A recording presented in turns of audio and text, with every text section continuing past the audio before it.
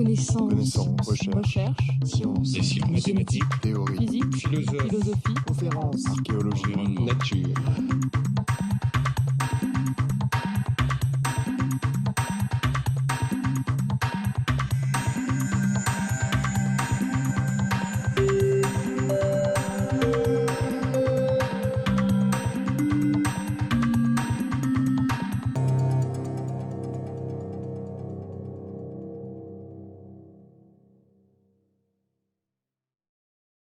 Alors, est-ce que le remboursement hebdomadaire est important ?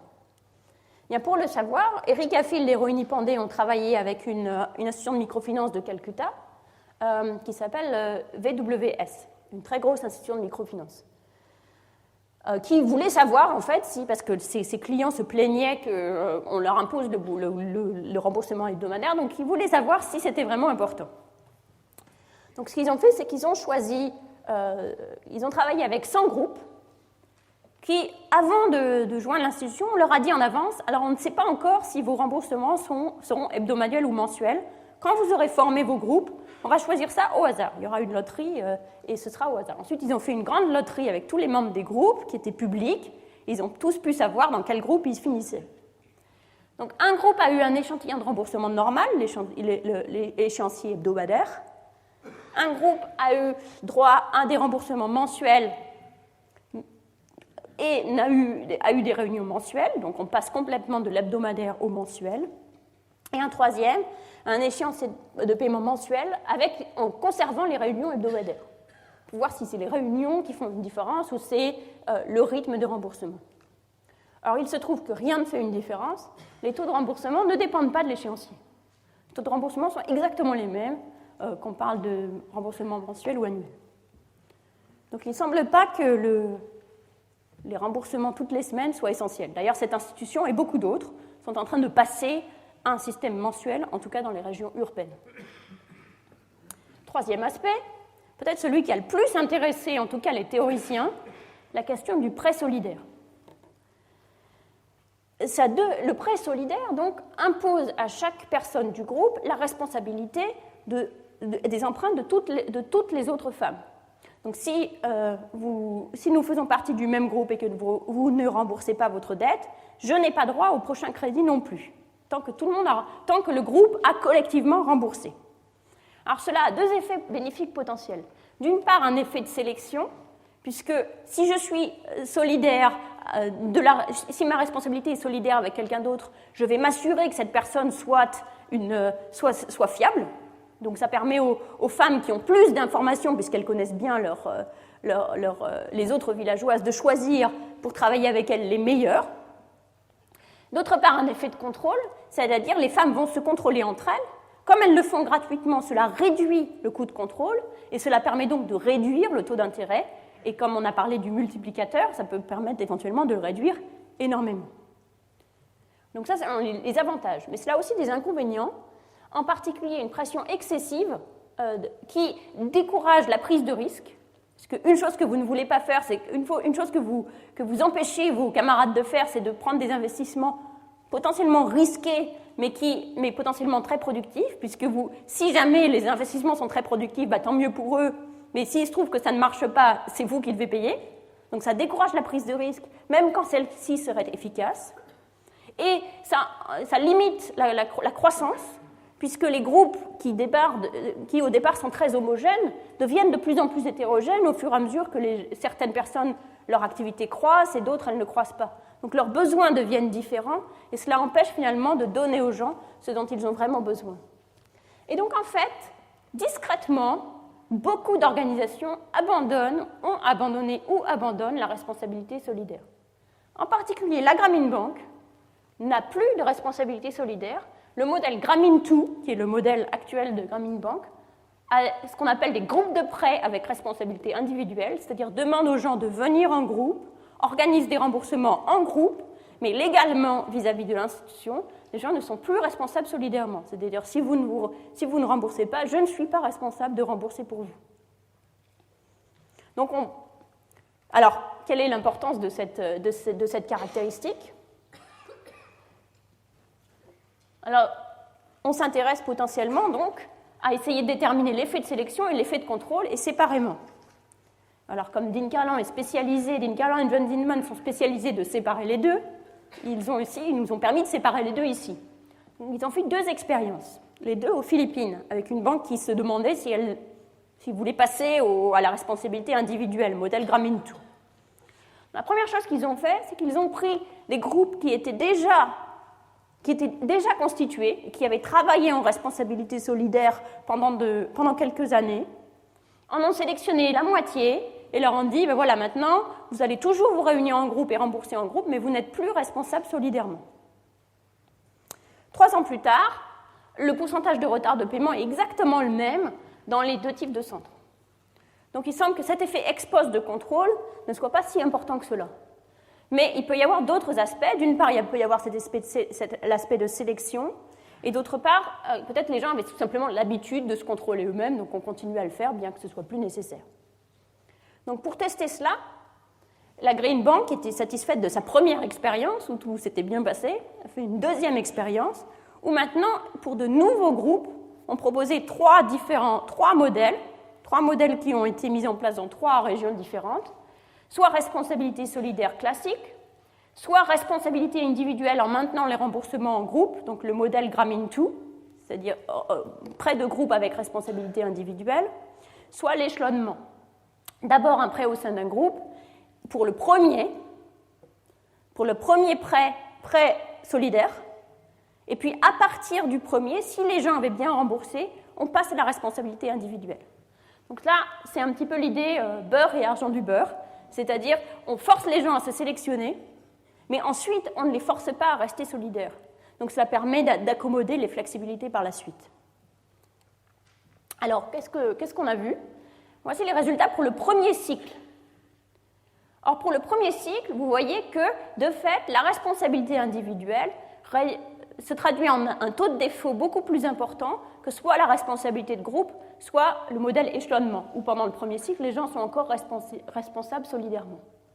Donc, si vous vous souvenez qu'on n'avait pas vu d'effet de contrôle avant, il semble que tout cela soit dû à un effet de sélection, c'est-à-dire les gens se sélectionnent mieux comme étant de bons risques s'ils savent que la responsabilité sera collective, que si la responsabilité est individuelle. Et de fait, dans les groupes qui suivent, une fois que ces 4% de mauvais payeurs sont éliminés après le premier cycle, il n'y a plus de différence entre les remboursements des groupes avec responsabilité individuelle ou responsabilité solidaire.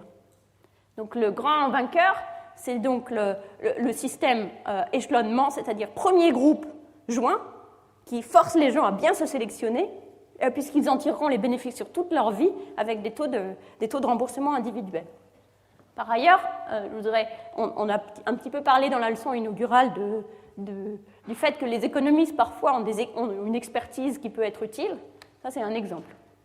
Ça, c'est vraiment une idée de Dean Carlan, fondée sur ce que j'ai raconté sur aléa moral, antisélection, etc. Et donc sur sa connaissance des barrières du crédit. Donc son idée, c'est suffisant d'avoir une responsabilité individuelle la première fois, et il semble bien que ce soit le cas.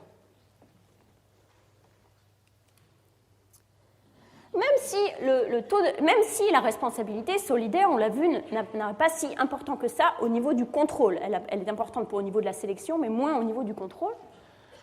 La structure de groupe peut toujours être importante pour le microcrédit en tant que soutien, puisqu'on dans le modèle Grameen2, on garde le groupe qui se réunit et considéré non seulement les gens se surveillent entre eux, mais c'est aussi un groupe de soutien, un groupe d'aide, un groupe d'entraide. Les gens peuvent s'aider mutuellement quand ils ont des chocs, etc. Donc c'est ce qu'on appelle d'utiliser le capital social, c'est-à-dire le réseau d'interaction qui existe entre les gens, les aide à mieux faire que s'ils étaient chacun séparément. Si vous voulez, le tout est plus que la somme des parties. C'est l'idée du capital social. Alors, est-ce que le capital social conduit à de meilleurs succès? C'est-à-dire, est-ce que les gens qui se connaissent mieux remboursent mieux et réussissent mieux? Alors, une expérience naturelle, toujours évaluée par Dean Carlan, qui n'est pas une expérience qui a été fournie simplement par la manière dont une institution de microcrédit, Fincapéroux, est organisée. Alors, la manière dont Fincapéroux forme les groupes, assez paradoxalement, Fincapéroux ne demande pas aux gens d'arriver en groupe. Les gens arrivent individuellement et Fincapéroux les assemble tout simplement par ordre d'arrivée. Donc la composition du groupe est quasiment aléatoire. C'est un peu étrange puisqu'il ne bénéficie pas du système de sélection dont on a parlé, mais enfin c'est la manière dont il fonctionne. Or, ces gens habitent plus ou moins loin des uns des autres, dans Ayacucho, et ils sont plus ou moins proches ethniquement, culturellement, les uns des autres. Et ce qu'on constate, c'est que les taux de remboursement et aussi les taux d'échec, c'est-à-dire les gens qui partent, etc., les taux de remboursement sont plus élevés, les taux d'échec sont plus faibles, quand les gens habitent plus proches les uns des autres, et aussi quand ils sont plus proches ethniquement les uns des autres. Donc il semble bien que ce rôle de capital social, même si ce n'est pas par le biais de l'aspect purement légalistique de la responsabilité solidaire, le capital social est un élément du succès de la microfinance. Donc on peut se demander maintenant, mais est-ce que ces réunions de groupe qu'on impose aux gens toutes les semaines, on a vu qu'elles ne changent pas le taux de défaut, mais est-ce qu'avoir des réunions de groupe plus fréquemment permet la création de ce capital social, qui pourrait non seulement favoriser le remboursement, mais aussi avoir bien d'autres avantages. Par exemple, les gens pourraient s'entraider à la fois techniquement ou quand ils font face à un choc ou comme ça. Alors là, on peut revenir à l'expérience de Calcutta, qu'on a vu avec Erika Field et Rohini Pandey, où on est passé, pour les groupes, de réunions hebdomadaires à des réunions mensuelles. On a vu que ça n'avait pas d'effet sur le remboursement, mais est-ce que ça a un effet sur le capital social ? Eh bien oui, ça a un effet très fort sur le capital social. Donc ça, c'est le nombre de gens qui m'ont visité dans ma maison dans le mois dernier. Très peu, 3% dans les groupes mensuels. Les gens que j'ai invités, très peu. Les gens dont je connais, les membres dont je connais le nom des membres de leur famille. Et voici ce qui se passe quand on passe à la responsabilité, aux réunions hebdomadaires. J'ai plus de réunions hebdomadaires. On passe de 3% à 54%. Donc les réunions hebdomadaires, si elles n'ont pas d'effet sur le remboursement, ont des effets très clairs sur le capital social. Donc je vous laisse avec cette idée. Est-ce que ça vaut le coup d'imposer aux gens des réunions hebdomadaires ? Ça dépend un petit peu ce qu'on veut faire. Il faut avoir ça dans la tête. Même si ça ne change pas le remboursement, ça change fortement le capital social. Donc si l'objectif est de créer du capital social, eh bien il vaut peut-être mieux garder les réunions hebdomadaires. Donc pour faire un bilan de cette partie, comment expliquer le succès de la microfinance ? Les caractéristiques du microcrédit qui ont le plus attiré l'intérêt, je voudrais tirer comme leçon, les caractéristiques du microcrédit qui ont le plus attiré l'intérêt, comme prêter aux femmes, la responsabilité solidaire, les remboursements réguliers, ne sont peut-être pas les plus importantes. Pour le remboursement en tout cas. Il semble que le microcrédit fonctionne en fait sur des principes relativement traditionnels, qui sont les suivants. Lorsque c'est légalement possible, les institutions de microfinance imposent à leurs clients d'épargner. Ça leur permet de constituer des garanties. Deuxième chose, les institutions de microfinance fonctionnent très fortement sur les incitations dynamiques, donc les promesses de crédit futur à des clients qui n'ont pas d'autres sources de crédit à ce taux. Troisième chose, il y a ces employés qui ont des incitations très fortes pour contrôler les remboursements. Quatrième chose, tout cela coûte cher et les taux d'intérêt sont extrêmement élevés. Si on veut une petite note d'inquiétude, c'est que tout cela fonctionne très bien tant qu'il n'y a pas trop d'institutions de microfinance dans un endroit, puisqu'en particulier, si vous perdez le crédit d'une institution de microfinance, vous vous retrouvez avec l'usurier, donc ça vous donne toutes les incitations nécessaires à bien rembourser. S'il commence à y avoir de très fortes concurrences entre les institutions de microfinance, cela pourra avoir des effets extrêmement délétères sur les taux de remboursement. Puisque si vous perdez l'accès à une microfinance, à une institution, vous pouvez toujours aller voir la suivante.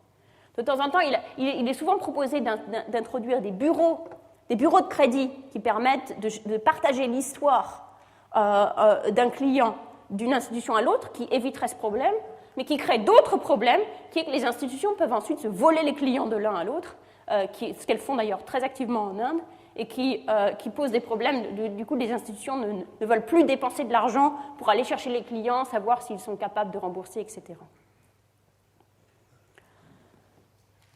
Donc voilà pour comment fonctionne la microcrédit. Maintenant, quel est l'impact du microcrédit ? Est-ce que le microcrédit aide vraiment les pauvres ? Alors, de façon extrêmement surprenante, contrairement à la recherche qui est très vivante sur comment ça marche, dont je vous ai donné un aperçu, nous avons très peu d'études sur la question de l'impact. Alors comment ça se fait? Eh bien, pendant longtemps, les organisations de microcrédit ont tout simplement refusé de se poser cette question. Leur raisonnement était le suivant: dans la mesure où nous sommes rentables, tant que nous avons des clients, ça signifie que c'est intéressant pour eux, et puisque nous ne recevons pas de financement, nous n'avons de compte à rendre qu'à nos clients. Donc c'est comme ce qu'on a vu dans la leçon inaugurale: si je vends des voitures, je n'ai pas de raison d'évaluer l'impact de ce que je fais. Tant que les gens achètent mes voitures, je fais un bon travail. Même chose avec le microcrédit. Il y a deux erreurs dans ce raisonnement. La première, c'est que si certaines institutions de microcrédit sont rentables, et certaines sont très rentables, par exemple Compartamos, beaucoup ne le sont pas. Et en particulier, celles qui ne le sont pas, c'est celles qui prêtent aux plus pauvres. Il n'est souvent pas extrêmement transparent de savoir si les institutions sont rentables ou pas, parce qu'il y a de nombreuses subventions cachées, sous la forme de salaires très faibles payés aux managers de ces institutions, qui acceptent d'être payés beaucoup moins que ce qu'ils gagneraient s'ils étaient à Wall Street, sous la forme de financement au démarrage, formation, etc. Et donc, même si d'un côté, on a des institutions de microcrédit qui sont extrêmement rentables, de l'autre, on en a qui, finalement, même si ce n'est pas complètement clair, sont subventionnés. Or, il n'y a aucun problème avec ça. Finalement, nous n'avons aucun problème, nous l'avons vu, à subventionner les écoles, la vaccination, etc. Pourquoi pas le microcrédit? Il n'y a aucun problème à dépenser de l'argent pour prêter aux plus pauvres, tant que les bénéfices sont rapportés à ces coûts. Donc, essayer de se persuader, de persuader le monde que les institutions sont rentables, a finalement, je pense, dans une certaine mesure, envoyé les institutions de microcrédit dans une mauvaise direction, où elles essayent tous de présenter leurs comptes de manière à apparaître rentables, même quand elles ne le sont pas, alors que finalement, elles auraient dû se concentrer sur montrer qu'elles avaient un impact positif qui justifiait des subventions. Deuxième erreur, ce n'est pas parce que les clients reviennent qu'emprunter est nécessairement bon pour eux. Nous avons vu que les gens sont loin d'être parfaitement rationnels, qu'il s'agisse de nous ou des plus pauvres, de même que nous pouvons trop emprunter avec nos cartes Cofinoga et nous retrouvons dans des situations de surendettement. De même, cela peut être la même chose pour les plus pauvres.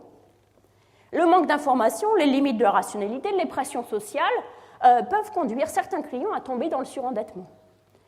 Et donc l'impact du microcrédit serait alors négatif. On a vu ce type d'argument auquel, dans l'ensemble, comme on va le voir dans une seconde, je ne souscris pas. Mais ce type d'arguments se sont trouvés envoyés très violemment à la tête des institutions de microcrédit, par exemple dans une grande lutte qui a eu lieu, une grande confrontation qui a eu lieu en Andhra Pradesh, qui est un petit peu la capitale, la Mecque du microcrédit en Inde. Les institutions de microfinance et le gouvernement se sont trouvés dans une confrontation extrêmement violente, impliquant des brutes qui se battaient entre eux, etc. Exactement à ce sujet. Le gouvernement disant vous conduisez les pauvres à se surendetter, à cause de vous, il y a des suicides de paysans, etc. Vous êtes pire que des usuriers. Et les institutions de microfinance en face disaient mais non, nous ne sommes pas pires que des usuriers, nous sommes très gentils. Mais ils n'avaient finalement rien à opposer à cela, puisqu'ils n'avaient pas de preuve de leur impact positif, au-delà des anecdotes, etc., qu'ils aiment à partager. Et donc, cet épisode et d'autres ont amené une prise de conscience de la nécessité de l'évaluation. Et maintenant, je crois que dans le monde de la microfinance, il y a beaucoup plus de réceptivité à l'évaluation. Et il y a beaucoup d'évaluations un nombre d'évaluations en cours, mais il n'y en a qu'une seule qui est terminée, dont je vais parler aujourd'hui. Donc, à cause de ce retard qu'on a pris sur l'évaluation, parce qu'on est parti dans la mauvaise route de la rentabilité à tout prix, il n'y a qu'une seule évaluation aujourd'hui complétée, aléatoire, il y en a d'autres qui ne sont pas aléatoires, d'un programme de microcrédit. Donc, c'est une étude auquel j'ai participé avec d'autres, et nous avons travaillé avec Spandana. Spandana est une des très grosses institutions de microfinance en Inde, qui travaille avec, et qui était d'ailleurs qui était dans le fer de lance de la lutte contre le gouvernement dans la confrontation qui a eu lieu, et qui travaille surtout dans l'Inde du Sud, et en particulier surtout en Andhra Pradesh, ça vient de l'Andhra Pradesh. Mais au moment où le projet démarrait, elle n'avait encore jamais travaillé à Hyderabad, qui est la capitale de l'Andhra Pradesh. Voilà une vue d'Hyderabad, et une vue d'un quartier assez typique, avec toutes les petites activités qui sont le genre d'activités qui sont subventionnées par Spandana, des petites boutiques ou un monsieur qui vend des légumes ici. Alors, comment avons-nous pu faire l'évaluation? Donc, Spandana n'avait pas encore commencé ses activités à Hyderabad. Donc, une étude de Spandana est partie à Hyderabad et a repéré dans la ville 120 petits quartiers informels de ce type, où ils étaient prêts à soit commencer à travailler tout de suite, soit plus tard. Dans le reste d'Hyderabad, soit ils voulaient commencer tout de suite, par exemple dans des grands quartiers très importants, soit ça ne les intéressait pas du tout de commencer. Donc ils ont fait ce survey, ils ont repéré 120 quartiers. Puis avant la randomisation, ils se sont rendus compte que 16 quartiers ne convenaient pas du tout, parce qu'en fait ils étaient habités soit par c'était des quartiers de... C'est ce qu'ils nous disaient, je ne sais pas si c'est vrai, tous les voleurs habitaient là ensemble, ou c'était des gens des migrants très temporaires, etc. Donc il nous reste 104 quartiers qu'on a choisis au hasard. Et dans ces endroits, dans les 104 quartiers, on a pris la moitié au hasard, où Spandana a commencé à travailler tout de suite, et les autres, l'idée c'était de commencer dans 2 ans. Pendant ce temps, les autres institutions de microfinance qui commencent à Hyderabad, évidemment, peuvent venir. Hein. Donc il n'y a pas de différence ici. Donc au départ, on a conduit une enquête dans 20 ménages, et puis 2 ans plus tard, on s'est rendu compte qu'il nous fallait plus de ménages pour pouvoir repérer l'impact. Donc 2 ans plus tard, l'enquête finale, 100 ménages par quartier. Sauf dans les quartiers où il y avait moins de 100 ménages, où on a interviewé tout le monde.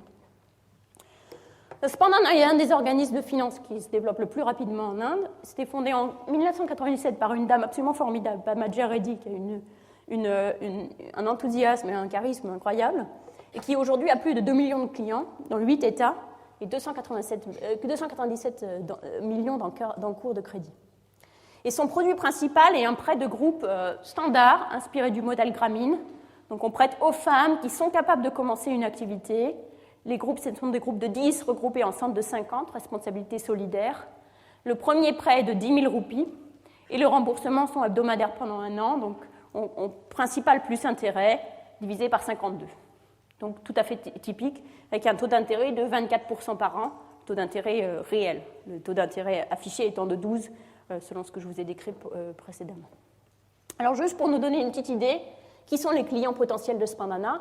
La famille moyenne a 5 personnes, des dépenses moyennes de 5 000 roupies. Elle est pauvre, mais pas très pauvre. 6% d'entre eux vivent avec moins de $1 par jour et 47% avec moins de $2 par jour. 98% des enfants de 7 à 11 ans vont à l'école et 84% des plus grands. 31% des ménages ont une activité, ils forment une petite activité de business et plusieurs en ont plus d'une, en fait, plus qu'une activité. Ces activités sont en général peu spécialisées. Il y a beaucoup de magasins ou de vendeurs de fruits. Elles sont toutes petites, donc 10% n'ont pas d'employés, aucune n'en a plus de 3, et elles ont très peu d'actifs.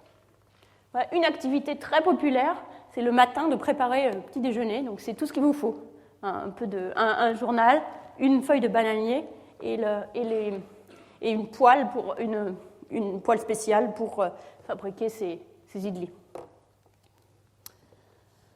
Donc au départ, dans l'enquête initiale, 69% des ménages avaient des dettes, en général venant d'usuriers de village, en payant 4% par mois. Donc.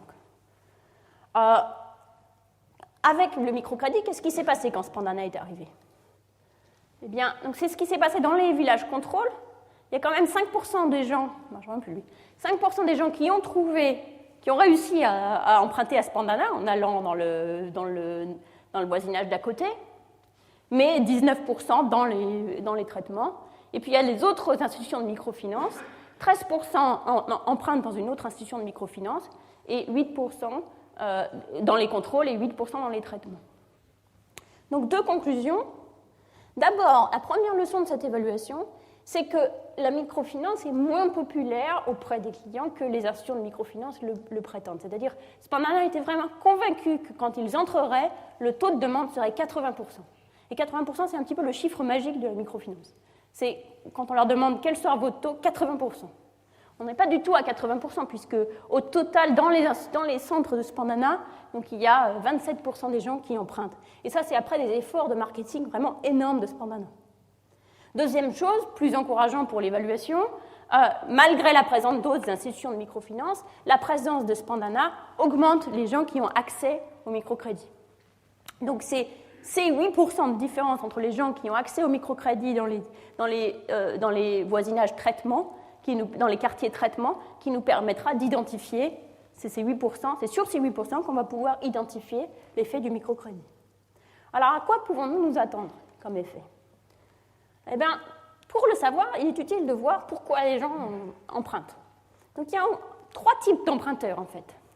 Les gens qui ont déjà une activité et qui empruntent pour augmenter leur stock, les gens qui empruntent pour démarrer une nouvelle activité, et les gens qui empruntent pour rembourser un emprunt précédent, qui est souvent conclu auprès d'un usurier de village à des taux faramineux. Donc on pourrait s'attendre à voir 3 groupes de ménages avec 3 effets tout à fait différents. Ceux qui ont déjà une activité et souhaitent l'étendre, et donc pour eux, si les rendements du capital sont élevés comme au Sri Lanka, leur consommation devrait augmenter.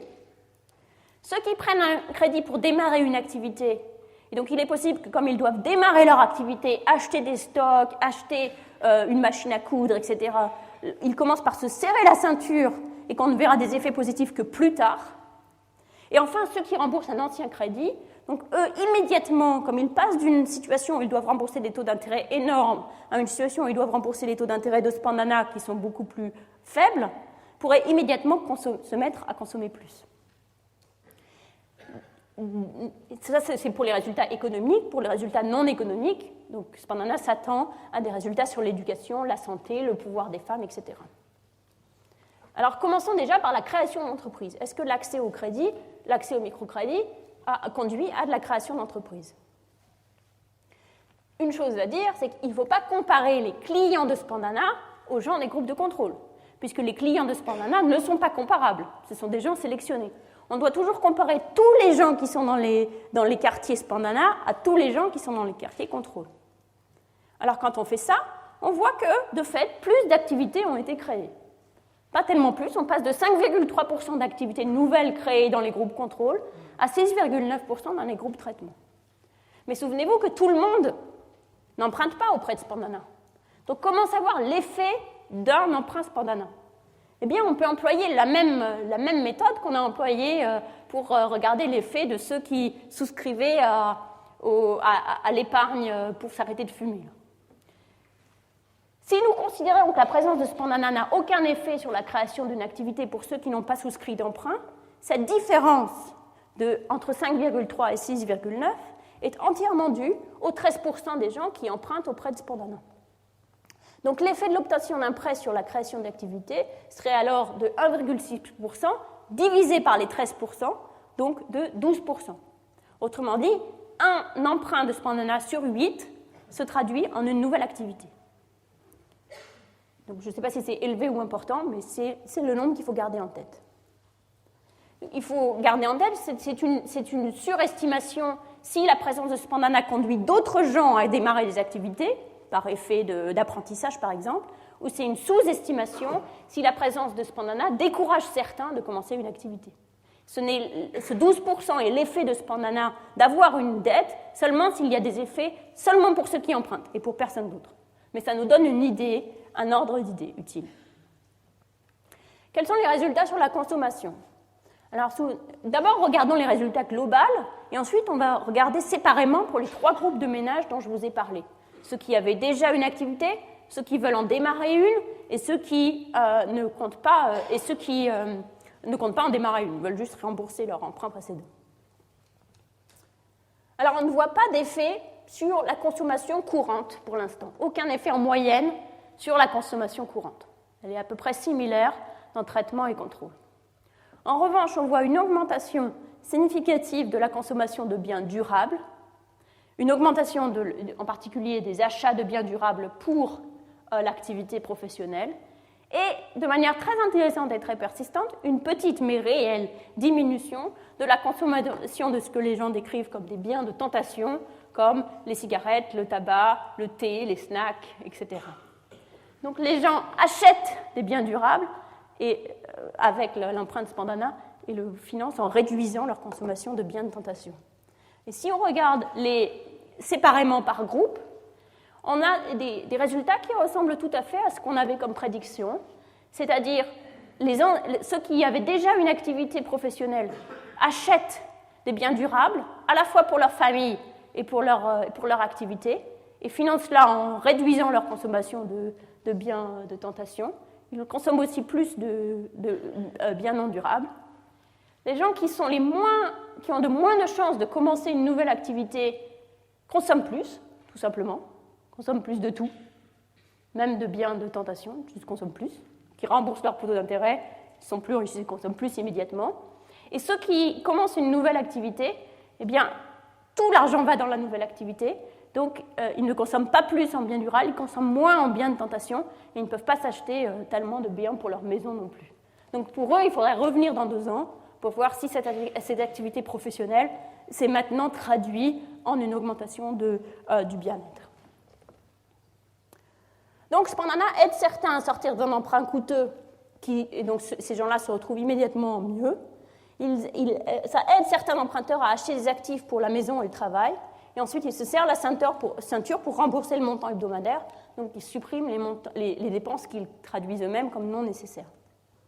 Alors finalement, la question sociale intéressante, existe-t-il une modification de comportement plus importante au-delà des effets économiques dans le foyer? Et dans ce cas-là, on ne voit rien. Il n'y a aucun impact sur l'éducation des garçons, sur l'éducation des filles, sur la santé des garçons, sur la santé des filles, sur les dépenses de santé et d'éducation, ni sur le pouvoir décisionnel des femmes. La seule chose qu'on voit au point de vue social, si vous voulez, c'est ces biens de tentation qui réduisent. Et donc, même des questions sur qui a le contrôle des dépenses, qui a le contrôle des dépenses de business, qui a le contrôle des dépenses dans la famille, on ne voit aucune différence entre les ménages traitement et les ménages contrôle. Donc le microcrédit remplit son objectif, certains en tirent avantage quand il est disponible, 1 sur 8 crée une activité, ceux qui ont déjà une activité investissent dans des biens durables et réduisent le reste de leur consommation, d'autres consomment plus. Donc ce n'est ni le changement d'existence qui est souvent décrit, ni une nouvelle usure. La conclusion peut-être, c'est qu'on en revient à que tout le monde n'a pas forcément une vocation d'entrepreneur, et donc le microcrédit est utile pour ceux qui veulent être entrepreneurs, est aussi utile pour ceux qui ont déjà un emprunt très élevé. Donc définitivement, il a un rôle social, mais il ne règle pas tous les problèmes de tout le monde. Donc globalement, les clients de Spandana augmentent leur consommation en biens durables et réduisent celle en biens non indispensables. Donc le crédit semble agir sur eux comme un engagement à épargner. Imaginez par exemple que vous voulez une télévision. Vous pourriez décider d'emprunter pour progressivement arriver jusqu'à avoir suffisamment d'argent pour acheter votre télévision. Mais économiser est difficile puisque toutes ces petites tentations se mettent sur le chemin et finalement vous pouvez ne jamais réussir à épargner suffisamment pour emprunter votre télévision. Or le microcrédit vous permet d'acheter votre télévision tout de suite et va vous forcer à épargner après coup en quelque sorte parce que votre groupe solidaire et l'agent de crédit vont venir vous voir toutes les semaines pour s'assurer que vous remboursiez. Donc même si vous n'avez pas besoin de votre télévision tout de suite, vous seriez tout à fait satisfait de l'avoir dans 1 an, le microcrédit peut être un moyen finalement pour épargner. Et si c'est le cas, vous le payez sous la forme de taux d'intérêt très élevés. Alors on peut se dire c'est un peu étrange de payer des taux d'intérêt tellement élevés pour épargner si vous voulez une télévision. Mais ce n'est pas du tout la seule occurrence que l'on voit de gens qui épargnent. Alors par ailleurs, je ne dis pas que tout le monde prend le microcrédit pour cette raison. Mais ça pourrait être une raison. D'ailleurs, c'est quelque chose que l'on m'a décrit fréquemment. J'ai même entendu une dame m'expliquer qu'elle avait pris, je voulais savoir ce qu'elle avait fait de son emprunt de Spandana d'ailleurs. Elle m'a dit, j'ai pris l'emprunt de Spandana et je l'ai mis à la banque. Elle a mis tout l'emprunt de Spandana, elle l'a mis à la banque, dans un compte non rémunéré. Alors j'étais un petit peu étonnée et je lui demande, mais pourquoi vous avez fait ça? Et donc elle m'explique, je veux marier ma fille, donc il me faut une dot pour marier ma fille. Donc, l'emprunt, là, maintenant, il est là. Et maintenant, toutes les semaines, comme ça, je rembourse. Et comme ça, je m'assure que je me force à rembourser de cette manière-là. Et il y avait beaucoup d'autres... donc, je posais de plus en plus de questions pour être vraiment sûre que c'est vraiment ça qu'elle voulait dire. Et il y avait tout un groupe de femmes autour qui commençaient à me dire, mais vous êtes stupide ou pas? Vous ne comprenez pas que c'est évident que ça marche, que ça marche comme ça, que c'est vraiment très avantageux de faire ça. Donc certaines personnes font ça, au moins cette dame. Ils sont capables de prendre un argent de microcrédit qui paye 25% par an pour le mettre dans un taux d'épargne non rémunéré, dans un compte en banque non rémunéré. Donc les ménages, alors est-ce que c'est la seule chose qu'ils font de cette manière? Eh bien non. Si on regarde de par le monde, on voit que les ménages ont de nombreuses stratégies d'épargne qui leur coûtent de l'argent. D'abord, ils gardent du liquide chez eux. Ils gardent qui peut être volé, qu'ils perdent, etc. Il y a les sous-sous d'Afrique de l'Ouest qui se font payer pour collecter l'épargne. Donc non seulement ils ne donnent pas d'autres intérêts, mais ils se font payer pour collecter l'épargne. Et on a déjà parlé de ces groupes d'intérêts rotatifs, les tontines, où vous vous groupez ensemble, et chaque semaine, chacun met, disons, $100, donc ça fait, si vous êtes 10, un pot de $1000, et une des 10 personnes le reçoit. Donc là, ça ne vous coûte pas d'argent, mais ça ne vous rapporte rien, et rien ne vous dit que vous aurez l'argent au moment où vous en aurez vraiment besoin. Donc c'est un coût qui est aussi coûteux de ce point de vue-là. Donc les ménages ont l'air prêts à payer pour protéger leur économie de l'extérieur, mais aussi de leur mari. Il y a un article très intéressant sur les tontines où les gens expliquent que c'est pour protéger l'argent de leur mari qu'elles le mettent dans les tontines, et probablement aussi d'eux-mêmes, comme la dame nous l'a expliqué au sujet de l'emprunt de Spandana qu'elle avait mis à la banque. Elle ne citait pas son mari, elle citait les tentations elles-mêmes. Or, donc les gens ont besoin d'un endroit pour mettre leur épargne, et la plupart du temps, les banques ne veulent pas s'occuper des tout petites épargnes, pour la même raison qu'elles ne veulent pas faire de tout petits crédits, parce que ça coûte cher. Il faut un compte, quelqu'un qui vérifie. Dans plusieurs pays, comme par exemple en Inde, les institutions de microfinance ne sont pas autorisées à collecter l'épargne. Ce qui est assez raisonnable, parce qu'autant on peut autoriser à peu près n'importe qui à prêter de l'argent parce qu'elle donne son argent à quelqu'un d'autre, autant autoriser à collecter de l'épargne, ça demande quand même de s'assurer que les gens ne vont pas partir avec la caisse, ce qui n'est pas évident, comme on l'a vu ces derniers mois. Donc, à cause de cela, peut-on dire que les ménages sont aussi contraints sur le marché de l'épargne? On a vu qu'ils étaient contraints sur le marché du crédit. Sont-ils aussi contraints sur le marché de l'épargne? Eh bien, une étude de Pascaline Dupas et Jonathan Robinson au Kenya nous donne une idée. Comme on a beaucoup parlé du Kenya, je vous ai mis une photo du Kenya, où il y a une activité professionnelle très fréquente, ça s'appelle le boda boda. C'est un cycliste avec un siège qui transporte les gens comme ça. C'est la ville auquel toutes les expériences dont je vous ai parlé au Kenya ont lieu dans cette ville, qui est une petite ville, comme vous pouvez voir, il n'y a qu'une seule rue. Voilà une autre activité, une vendeuse de fruits et légumes. Donc ils ont pris un échantillon aléatoire de gens qui avaient ces toutes petites activités, encore plus petites que celles de Spandana, vraiment toutes petites. Des taxis à bicyclette, une vendeuse de riz, de petits commerçants, et ils leur ont ouvert un compte épargne.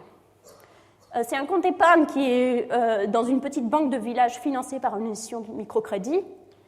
Le compte épargne coûte $5 à ouvrir, et ensuite, vous ne pouvez pas retirer, n'offre aucun taux d'intérêt, et vous ne pouvez pas retirer votre argent sans payer. Donc c'est un compte d'épargne extrêmement, et ça traduit exactement la résistance des banques à prendre l'épargne des plus pauvres.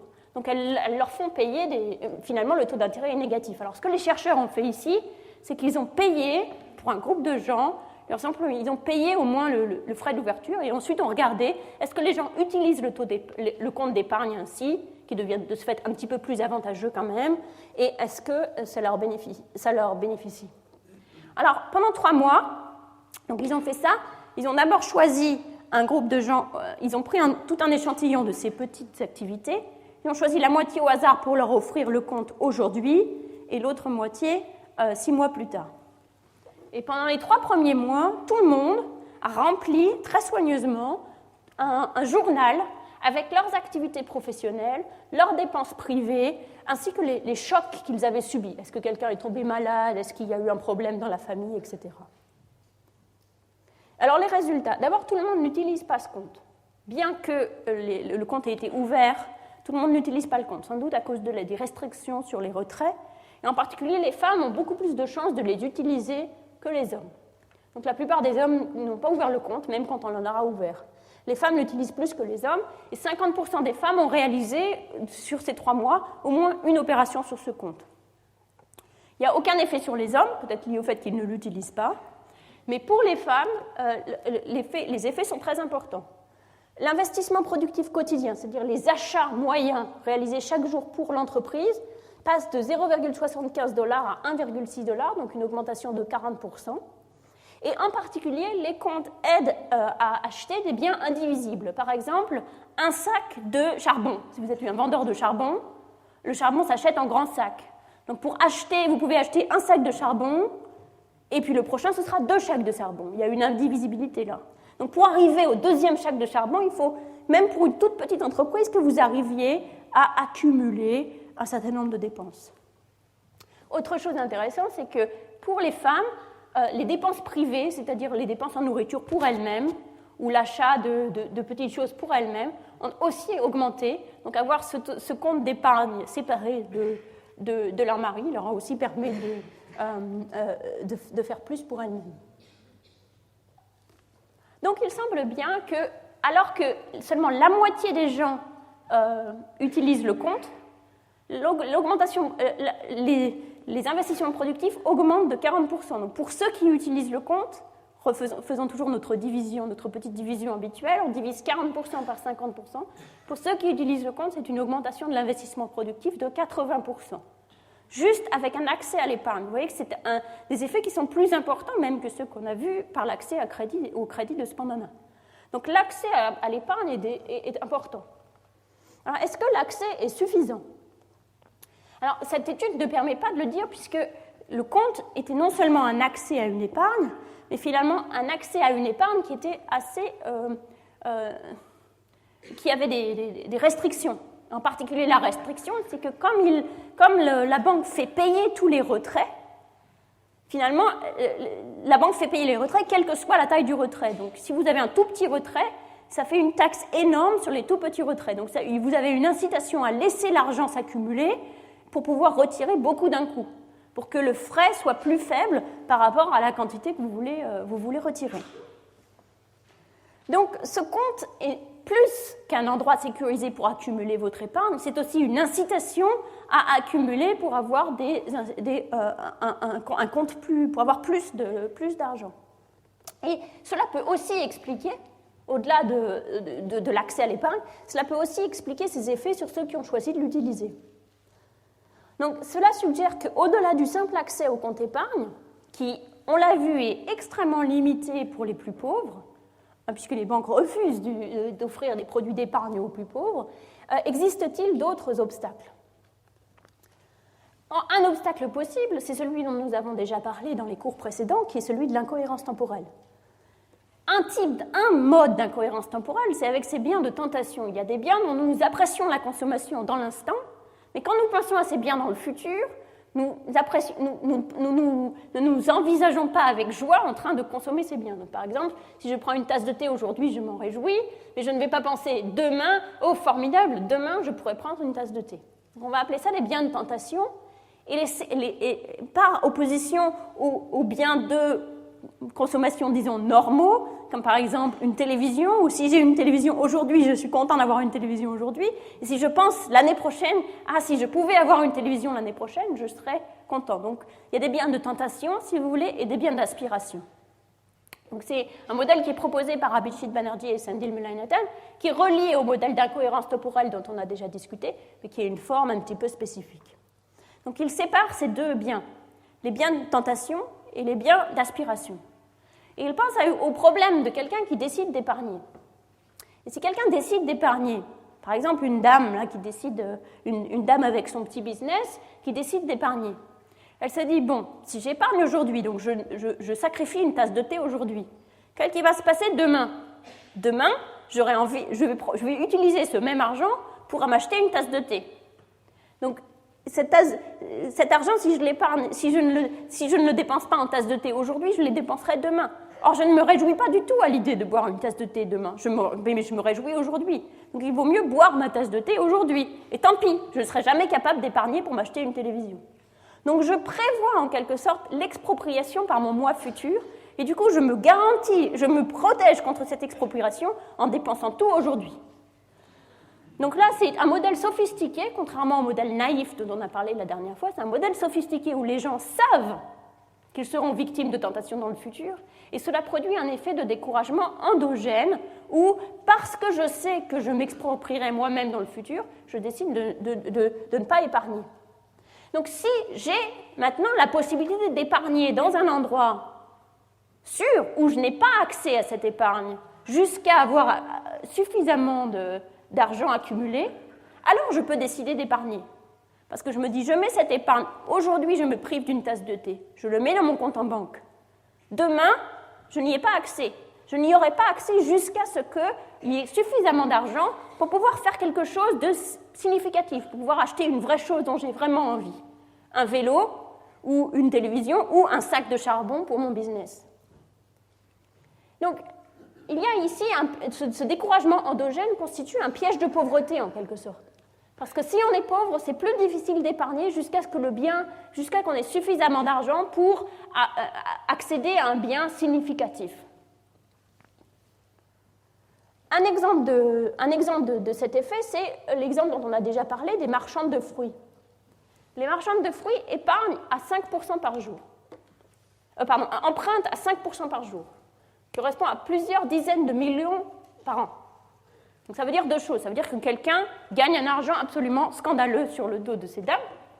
Ça veut aussi dire que pour ces dames, il y a un fort rendement à épargner. Puisque si elles épargnent, elles épargnent sous la forme d'emprunter un petit peu moins aujourd'hui. Or, ce taux d'intérêt, si vous voulez, elles en bénéficient sous la forme d'emprunter un petit peu moins. Or, on ne voit pas qu'elles ne sortent pas de ce système d'endettement. Alors, est-ce que c'est parce qu'elles sont extrêmement impatientes et que leur taux elles aiment le futur, est-ce que c'est parce qu'elles sont extrêmement impatientes? Alors, pour le savoir, Dean Carlin et Sandil Munayathan ont fait une chose, c'est qu'aux Philippines et en Inde, ils ont payé la dette d'un certain nombre de ces dames. Et ensuite, ont suivi, au cours du temps, est-ce qu'elles retombaient dans l'endettement ou est-ce qu'elles restaient, est-ce qu'elles étaient toujours libres de leurs dettes? Et voilà ce qu'on peut voir. Au début, après 2 semaines, 50% d'entre elles sont retournées dans la dette. 50% d'entre elles empruntent à crédit. Et puis on a une montée progressive, c'est-à-dire elles repassent dans l'endettement, ce qui fait qu'après 6 mois en Inde, 71% d'elles sont revenues dans la dette. Donc on a un progrès de la dette. On leur paye leur dette, 50% d'entre elles reviennent dans la dette immédiatement. Et ensuite, la dette revient, mais pas très rapidement. Donc ce n'est pas le cas que les gens sont tellement impatients qu'ils veulent absolument consommer aujourd'hui et c'est pour ça qu'ils sont endettés. Ils ont tendance à retomber dans l'endettement. Donc on a deux choses. On a d'une part, lentement, on a deux choses. On a d'une part le fait que les gens ne sortent pas de la dette spontanément et d'autre part le fait que ça leur prend du temps d'y retomber. Donc cette asymétrie est un exemple de ce découragement endogène. Alors si les gens fonctionnent de cette manière-là, ils devraient vouloir souscrire à des produits qui leur permettent de protéger leur épargne, c'est-à-dire non seulement de la protéger des autres en la mettant plutôt dans un compte en banque que chez eux, mais aussi de la protéger d'eux-mêmes en fixant par exemple une durée ou un montant. Donc, un groupe de chercheurs a proposé ça en travaillant avec une institution de microfinance aux Philippines. Il a proposé, donc 1777 clients de cette institution qui avaient déjà un compte d'épargne ont été étudiés. Et pour 701 clients choisis au hasard, on leur a proposé de rajouter un nouveau produit, qui est un nouveau produit où les gens... C'est un compte d'épargne qui n'offre pas de conditions plus avantageuses que le compte d'épargne habituel, mais où les gens peuvent se fixer à eux-mêmes une durée, par exemple, je ne retirerai pas l'argent avant 6 mois ou 1 an, ou un montant, c'est-à-dire je veux emprunter pour m'acheter un frigidaire, donc je ne retirerai pas l'argent tant que je n'ai pas assez d'argent pour m'acheter mon frigidaire. 28% des gens ont accepté cette offre, et l'épargne est bien plus élevée pour ceux qui ont accepté l'offre que pour ceux qui ne l'ont pas acceptée. Au bout d'un an, les comptes d'épargne de ceux qui sont restés avec leur compte habituel est de 189 roupies, en pesos, versus 601 pour ceux qui ont eu la possibilité d'ouvrir ce compte. Donc un compte qui offre, en quelque sorte, les gens peuvent vouloir eux-mêmes se restreindre leur propre liberté de retirer l'argent pour permettre d'accumuler en vue d'un objectif, et ça leur permet effectivement de le faire. Je vais terminer rapidement, avant de conclure, sur l'assurance. Donc nous avons vu dans les cas des marchandes de fruits que finalement les marchandes de fruits, malgré leurs efforts, retombent dans la dette. Et ce qui les fait retomber dans la dette, c'est en général un choc, par exemple une maladie. Et les pauvres, de fait, affrontent des risques considérables. Ils sont souvent leurs propres employeurs, donc il y a le risque d'avoir sa propre activité, le climat, les prix, leur santé. Et les chocs sont d'autant plus dommageables pour ceux qui sont proches de la survie. Et en plus peuvent décourager les gens de prendre des risques par peur de se trouver de l'autre côté, non pas proche de la survie, mais en dessous du seuil de survie. Et donc peut déclencher une nouvelle trappe de pauvreté, où parce que je suis pauvre, je ne prends pas d'investissement risqué, et donc je reste pauvre. Donc est-ce que les institutions de microfinance devraient fournir des produits d'assurance ? Il y a deux raisons pour lesquelles elles sont bien placées pour le faire. D'une part, elles ont une clientèle très nombreuse. Elles peuvent donc mutualiser les risques sur une grande fraction de gens. D'autre part, cette clientèle vient à eux essentiellement pour des raisons autres que l'assurance. Donc cela permet de régler un problème auquel on fait toujours face quand l'assurance est volontaire, qui est que si j'offre une assurance santé, par exemple, seulement les malades viendront chez moi. Donc si les gens sont déjà venus pour emprunter parce que c'est autre chose qu'ils voulaient faire, eh bien les gens viennent pour une autre raison. Si je leur donne en plus une assurance que je rends obligatoire s'ils empruntent, une assurance santé, je rends obligatoire et que je m'assure que je ne fasse pas d'argent sur eux, évidemment, mais que je rende l'assurance santé obligatoire, eh bien je réduis le problème d'antisélection. Puisque maintenant, j'ai des gens qui sont venus pour moi pour le crédit et au passage, je leur donne une assurance. C'est un petit peu la même chose que pour nous, ici en France, l'assurance santé est obligatoire. Donc cela permet de mutualiser les risques sur tout le monde. Sinon, seulement les malades voudraient une assurance. Donc l'assurance est un peu la nouvelle frontière des institutions de microfinance, avec beaucoup de support des institutions internationales, en particulier le BIT et la Banque mondiale. Ils proposent par exemple des assurances sur les récoltes, des assurances contre les chocs climatiques, des assurances santé. Il y a plusieurs évaluations en route. On n'a pas encore les résultats, mais ce qui est très frappant, c'est qu'apparemment, personne n'en veut. Au Ghana, il y a un produit qui a été proposé où les gens n'avaient pas besoin de rembourser leurs prêts habituels si le prix de leurs produits, le prix de leur récolte baissait. Donc c'est un produit, et ça ne leur coûtait rien en termes de taux d'intérêt. Donc c'est un produit que tout le monde aurait dûu prendre. Or, ça n'est pas du tout traduit par une augmentation de la demande. Premier exemple. Deuxième exemple, en Inde, il y a eu une étude qui a été faite sur une souscription pour une assurance contre les aléas du climat. Donc c'était un produit très simple. Vous achetez par exemple $1 et l'assurance vous paye un montant qui est fonction de la pluie. C'est-à-dire s'il y a une sécheresse, on ne va même pas vérifier chez vous si vous avez un problème. S'il y a une sécheresse, l'assurance paye.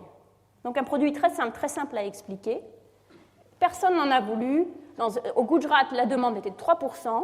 En Andhra Pradesh, de 20%. Pardon, c'est le contraire. Andhra Pradesh, 3%. Gujarat, 20%. Et même au Gujarat, où plus de gens l'ont pris, ils ont pris en général pour $1 d'assurance. Ce qui correspond absolument à rien par rapport à la taille de leur champ.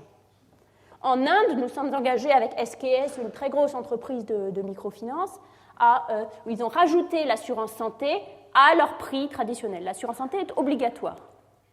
Eh bien, cela s'est traduit par une diminution des taux de renouvellement de leur crédit, qui est passé de 70% dans les villages sans assurance à 59% dans les villages avec assurance. Alors que l'assurance est offerte à un prix qui ne coûte pas d'argent à SKS en moyenne et qui ne leur apporte pas d'argent non plus.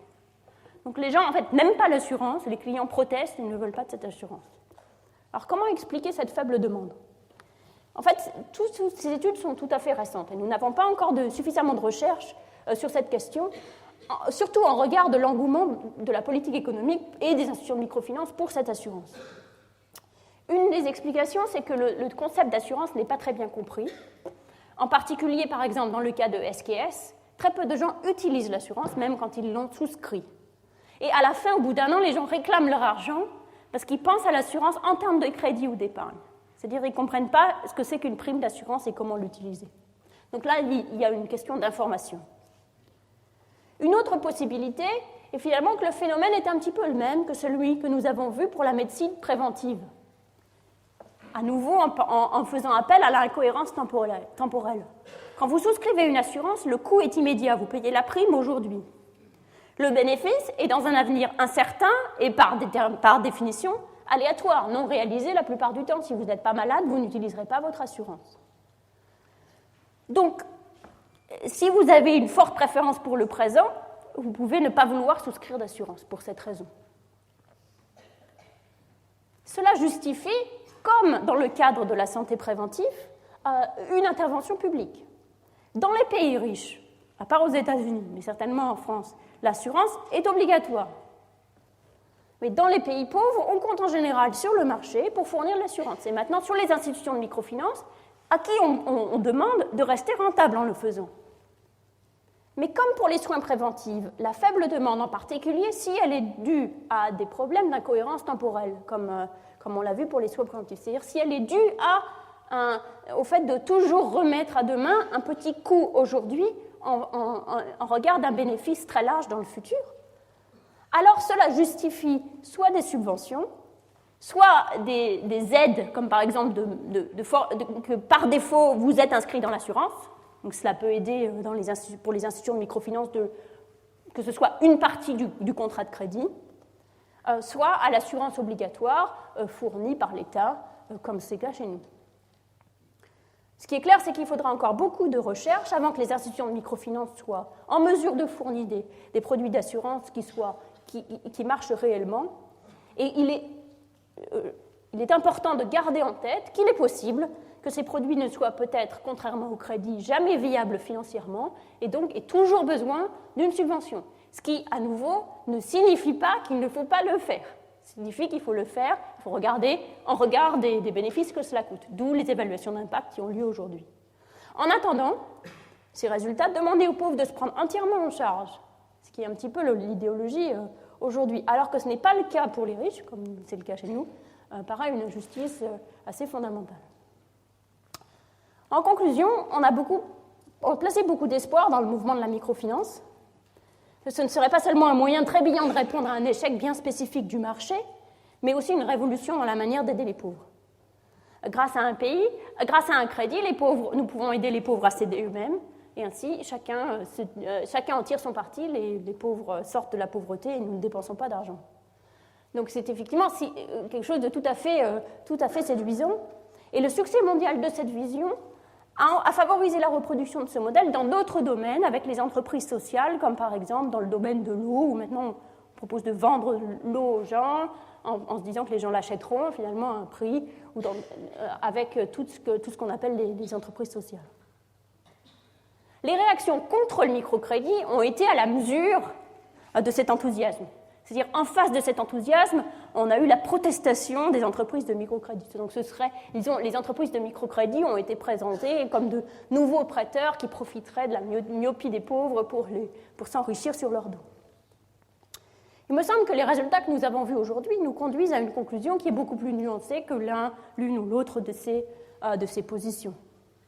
Cette innovation financière extrêmement ingénieuse a permis l'accès au crédit à certains ménages qui n'y avaient pas accès autrement et qui sont capables de créer une activité. Je vous rappelle qu'un prêt de microcrédit sur 8 se traduit par une nouvelle entreprise, ça me semble beaucoup, sans être 100%. Ils aident d'autres ménages à épargner et à amortir les chocs. Ils les sauvent de la proie des usuriers de village. Donc tout cela est très bien. Cependant, il est bon de se rappeler que tout le monde n'est pas un entrepreneur né et que les pauvres comme les riches affrontent d'autres obstacles à l'accumulation, l'incohérence temporelle et le découragement endogène dont j'ai parlé. Donc la microfinance, je le crois profondément, est une grande innovation, il faut la soutenir et continuer à développer de nouveaux produits pour améliorer l'accès de tous aux services financiers adaptés au sens large, crédit, épargne, assurance. Cependant, il est bon aussi de se rappeler que la microfinance ne peut pas prendre la place des moyens traditionnels de lutte contre la pauvreté. Je vous remercie.